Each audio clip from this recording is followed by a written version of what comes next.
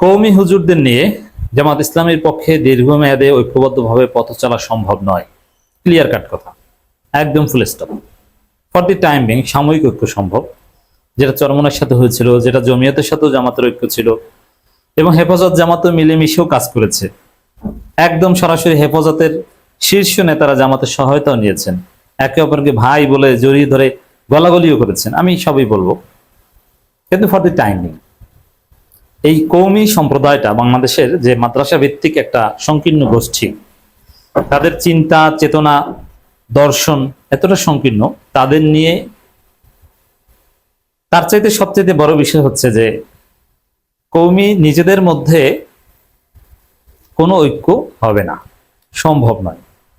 যারা ইসলামপন্থীদের ঐক্য নিয়ে ভাবছেন বা ঐক্য নিয়ে কাজ করছেন, এটা নিয়ে চিন্তিত পেরেশান, তাদের জন্য আলোচনাটা গুরুত্বপূর্ণ। আপনারা মনে রাখবেন যে দুইটা ইসলামী দল ঐক্যবদ্ধ হয়ে থাকবে, এটা থিওরিটিক্যালি অবাস্তব। এটা প্রত্যাশা যদি কেউ করে থাকে, আপনি রাজনীতি বুঝেন না।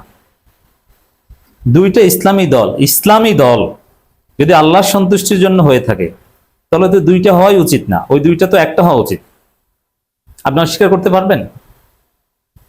আপনি হয়তো অনেকগুলো ইসলামী দলের অস্তিত্ব যেহেতু আছে, আপনি নানানভাবে ব্যাখ্যা দেন যে ঠিক আছে ওইটাও আছে এটাও আছে, আপনার কাছে যেটা ভালো লাগে। কিন্তু ইসলামের যে স্পিরিট, ঐক্যের যে স্পিরিট, মুসলমানরা থাকবে ঐক্যবদ্ধ, তারা থাকবে এক দল, এক জাতি এক দল।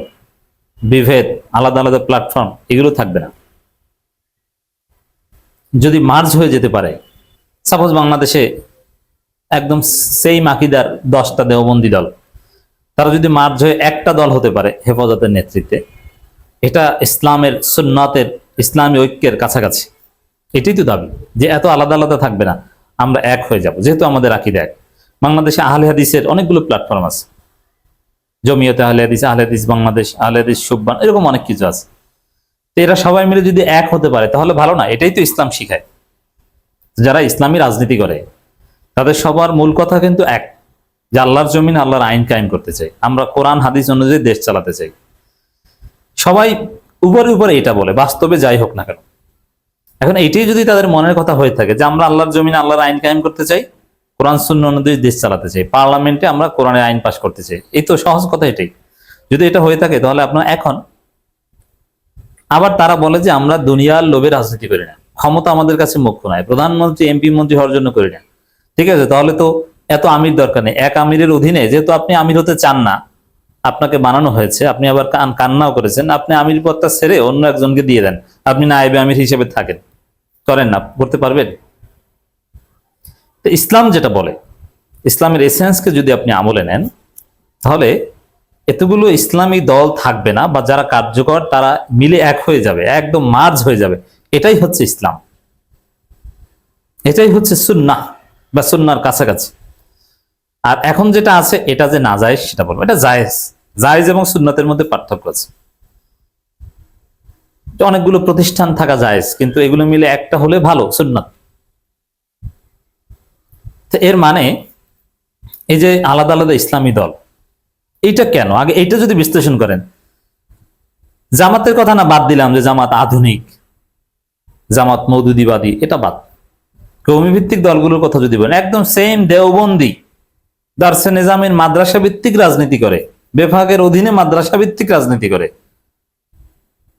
এই গোষ্ঠীর মধ্যে দল অনেকগুলো কেন হবে? আপনি যদি এইটা বিশ্লেষণ করেন যে কেন অনেকগুলো দল, অথবা এক দল ছিল সেটা ভেঙে কেন টুকরো টুকরো হয়ে 4 দল তৈরি হয়েছে এক দল থেকে, আপনি যদি এইটা বিশ্লেষণ করেন, তাহলেই খুঁজে পাবেন যে এদের পক্ষে ঐক্যবদ্ধ হওয়া কশ্চিনকালও সম্ভব না। আর হলেও অল্প কিছুদিন, তারপরে নাই, শেষ। যদি ঐক্যবদ্ধ থাকা সম্ভব হতো, কওমিদের নিজেদের মধ্যে যদি ঐক্যের কোনো সম্ভাবনা থাকতো, তাহলে তাদের এক একটা দল ভেঙে 4-5 টুকরো হতো না। যেহেতু এক একটা দল ভেঙে 4-5 টুকরো হয়েছে, এই জন্য তাদের নিজেদের মধ্যে কোনো ঐক্য সম্ভব না। এই জন্য আপনি যদি ঐক্য প্রায়শই হয়ে থাকেন, তাহলে আপনাকে এই থিওরি বুঝতে হবে যে রিয়ালিটি অনুযায়ী কোনো ঐক্য সম্ভব না। আর জামাত না, এখানে মওদুদিবাদ বমতম এগুলো কিছু না, এটা একটা রাজনৈতিক অস্ত্র। জামাতের সাথে কওমিদের দূরত্ব কোথায়, এটা নিয়ে আমরা অনেক বিশ্লেষণ করছি। এখানে আকীদা এটা কোনো চ্যাপ্টারই না, এটা পুরোপুরি একটা অস্ত্র প্রতিপক্ষকে ঘায়েল করার। আকীদা নিয়ে কোনো বিতর্ক নেই। এই জন্য জামাতের কেউ যদি আকীদা নিয়ে সেমিনার করে, আমি বিরক্ত হই। আরে ভাই, আপনার আকীদা তো সহি, তার আকীদাও সহি, আপনার মধ্যে তার মধ্যে কোনো পার্থক্য নাই।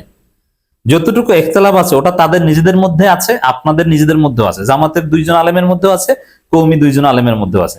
আশরাফ আলী থানভী আর হোসাইন আহমেদ মাদানির মধ্যে এতটুকু ইখতিলাফ আছে। মাওলানা মওদুদী আর মনজুরুমানের মধ্যেও এর চাইতে বেশি ইখতিলাফ ছিল। মাওলানা মওদুদী এবং গোলাম আজমের মধ্যেও ইখতিলাফ ছিল। এগুলো কোনো বিষয় না, বিষয় হচ্ছে রাজনীতি, ক্ষমতা, স্বার্থ, দ্বন্দ্ব, ইন্টারেস্ট।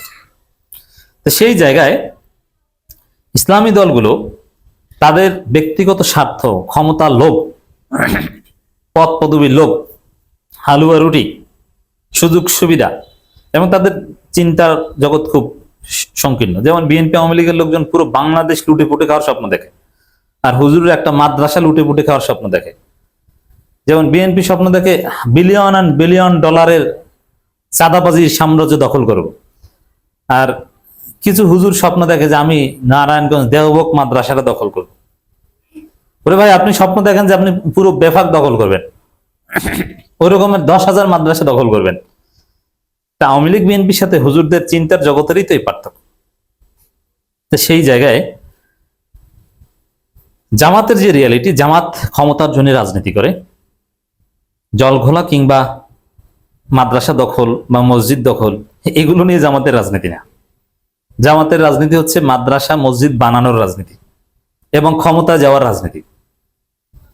তো জামাত যেহেতু বৃহত্তর সেন্সে ক্ষমতা যেতে চায়, আর কওমি মাদ্রাসার লোকজন জাস্ট নিজের আত্মপ্রতিষ্ঠা করতে চায়, আত্মপ্রতিষ্ঠার জন্যই তারা দলে দলে ভাগ হয়, এবং তারা যেখানেই মাদ্রাসার সুবিধা পাবে। এবং এই যে দেখেন এখনো যে এই 7 দলের ঐক্য চেষ্টা, এটা ওভারঅল ভারত বিএনপির প্রজেক্ট যাই হোক না কেন, কিন্তু তাদেরকে এই কাজে লাগানো যাবে। কেন লাগানো যাবে? বিএনপি কেন সাহস করছে, ভারত কেন সাহস করছে যে এই কওমি হুজুরদের মাধ্যমে জামাত জোটটা ভাঙানো যাবে? এর পেছনে তাদের মাদ্রাসা দখলের একটা সম্পর্ক আছে।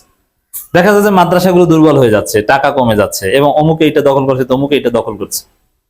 এর মানে কওমি ভিত্তিক দলগুলোর রাজনীতি সর্বোচ্চ দৌড় হচ্ছে যে এই মাদ্রাসাটা কার নিয়ন্ত্রণে থাকবে। জোটের হিসাব নিকেশ এটা, যে অমুক জোটের সাথে গেলে আমার মাদ্রাসা থাকবে কি না থাকবে না, আমার মুহতামিমগিরি থাকবে কি থাকবে না, আর তারপরে একটু সুযোগ সুবিধা যদি পাই। এটা রাষ্ট্র রাজনীতি এগুলো নিয়ে ওভারঅল তাদের কোনো মিশন ভিশন নেই যে আমরা ক্ষমতায় যাব, আমি প্রধানমন্ত্রী হব, এগুলো তাদের কাছে কিছুই না। এর ফলে যেহেতু কওমি হুজুররা এবং জামাত ইসলামের মিশন ভীষণ চিন্তা দর্শন সম্পূর্ণ আলাদা, এদের পক্ষে জোটবদ্ধভাবে থাকা সম্ভব নয়। কিছুদিন জোট তো চরমনার সাথেও ছিল, চরমনায় জামাত কি সুন্দর সম্পর্ক। আবার জমিয়ত জামাত দীর্ঘদিন বিএনপির জোটে ছিল, খেলাফত ছিল জোটে, আল্লামা আইজুল হকের সাথে কখনো সম্পর্ক কখনো খারাপ, মামুনুল হক আজকে জোটে আছেন কালকে থাকবে না। এটাই রিয়ালিটি। এই রিয়ালিটি মেনেই ইন্টারাকশন করতে হবে, হ্যাঁ প্রয়োজনে, তবে দীর্ঘমেয়াদী জোট, মোটামুটি দীর্ঘমেয়াদী, একদম জোট মানে এটা ভাঙা, কার প্রতি কোনো জোটই দীর্ঘমেয়াদী না। এই জোটের রাজনীতির যদি মোটামুটি একটু লং লাস্ট করে, আমি মনে করি জামাত চরমনায় জোট হলে ওইটা মোটামুটি লং লাস্ট করবে। কারণ কি জানেন, যে জামাতের ভীষণ ক্ষমতায় আসা, এবং চরমনাইয়ের মধ্যে একটা বড় অংশ তৈরি হয়েছে ক্ষমতা আসতে চায়, এবং চরমনাই বড় দল হয়ে উঠছে, ক্ষমতা পদ এগুলোর প্রয়োজনীয়তা তাদের কাছে আছে। কিন্তু এই যে অন্যান্য কওমি ভিত্তিক দল, তাদের প্রয়োজনীয়তা শুধু মাদ্রাসা দখল রাখা। অতএব যে তাদের রক্তেই রাজনীতি নেই, আপনি রাজনৈতিক ভাবে পথ চলতে পারবেন না, সম্ভব না। আর তাদের মধ্যে ঐক্য, এটা থিওরিটিক্যালি অসম্ভব।